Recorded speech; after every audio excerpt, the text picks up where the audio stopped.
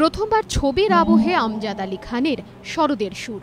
সুমন ঘোষের ছবি কাদম্বরীতে প্রথমবার কোনো ছবির জন্য কাজ করলেন তিনি।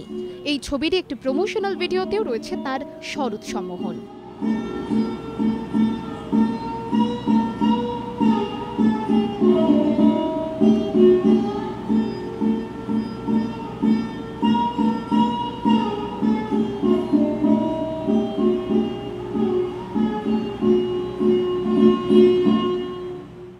বিক্রম ঘোষের সুরে কাদম্বরীতে শোনা যাবে আমজাদ আলী খানের Sharad.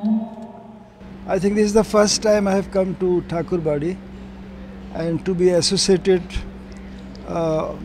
with the history of Rabindranath Tagore itself is a great honor and pleasure. Kadambari is a very interesting story, and when I saw the film, it is beautifully done.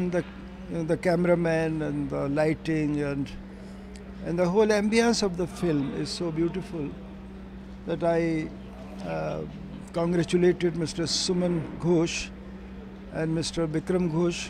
They are involved in this film.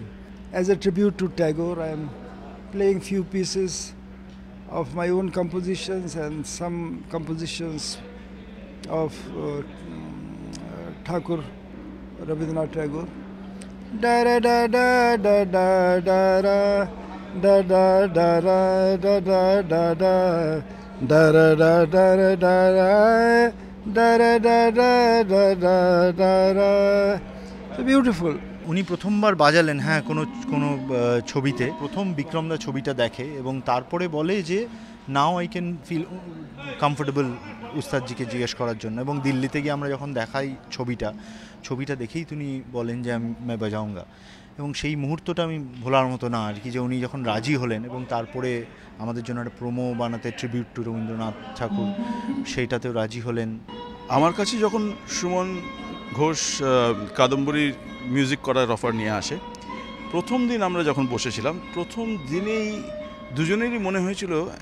আমাদের দুজনেরই মনে হয়েছিল যে এই ছবিতে কি কখনো সম্ভব যে ওস্তাদ আমজাদ আলী খান যদি এসে বাজান। তো সেটা মাথায় ছিল, কিন্তু উই ওয়েটেড যতক্ষণ না ছবিটা কমপ্লিট হলো, মিউজিকটা অনেকটা এগোলো, যে কোথায় দাঁড়াচ্ছে ফিল্মটা, যে ওনাকে অ্যাপ্রোচ করার আগে ঠিকঠাক যদি সব কিছু থাকে তাহলে ওনার ভালো লাগলে উনি হয়তো বাজাতেও পারেন। সেই জায়গাটা আমরা খুব কেয়ারফুলি করে ফাইনালি কাকিমা মানে মিসেস খানকে ওনার contribution to getting Ustadji is মানে ইনভ্যালুয়েবল। উনি ছবিটা একটু দেখলেন, আমাদের আইডিয়াস শুনলেন, শুনে পট করে বললেন হ্যাঁ আমি বাজাবো। জোড়াসাঁকোতে হলো কাদম্বরীর মিউজিক ভিডিওর শুটিং। ছবিতে দুটি রবীন্দ্রসঙ্গীতের যন্ত্রানুষঙ্গে শোনা যাবে আমজাদ আলী খানের শরদ। সঞ্চারী সেন, এবিপি আনন্দ, কলকাতা।